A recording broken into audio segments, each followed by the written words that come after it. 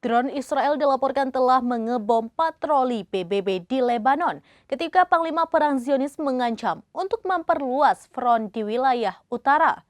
Tel Aviv mengatakan rencana untuk secara aktif mengejar Hizbullah di seluruh wilayah Lebanon.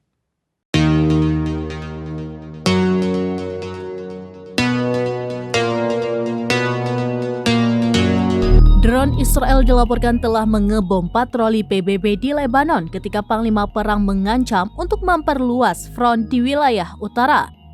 Tel Aviv mengatakan rencana untuk secara aktif mengejar Hizbullah di seluruh Lebanon disampaikan kepada pihak berwenang Amerika Serikat yang secara terbuka menolak perluasan perang. Serangan pesawat tak berawak Israel menargetkan patroli pasukan sementara PBB di Lebanon atau UNIFIL di dekat kota perbatasan Mesh pada tanggal 30 Maret, menyebabkan beberapa orang terluka. Menurut sumber keamanan yang berbicara dengan Reuters, kendaraan yang menjadi sasaran membawa 3 pengamat teknis PBB dan 1 penerjemah Lebanon. Juru bicara militer Israel, Avichai Adrai, membantah bahwa Tel Aviv berada di balik serangan itu. Serangan terhadap Tel Aviv terjadi kurang dari sehari setelah Menteri Pertahanan Israel Yoav Gallant mengumumkan dia telah memerintahkan pasukan di utara untuk memperluas serangan melawan Hizbullah di Lebanon. Komentarnya dibuat setelah serangan brutal di Suriah Utara yang menyebabkan pesawat tempur Israel menewaskan lebih dari 40 orang.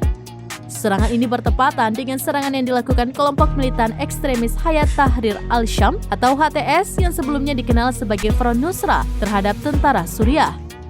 Israel minggu ini juga melakukan beberapa pembantaian di Lebanon Selatan, mengebom pusat-pusat bantuan dan membunuh beberapa pekerja penyelamat serta petugas medis. Serangan pesawat tak berawak pada hari Jumat juga menewaskan seorang komandan senior Hizbullah di distrik selatan Tirus.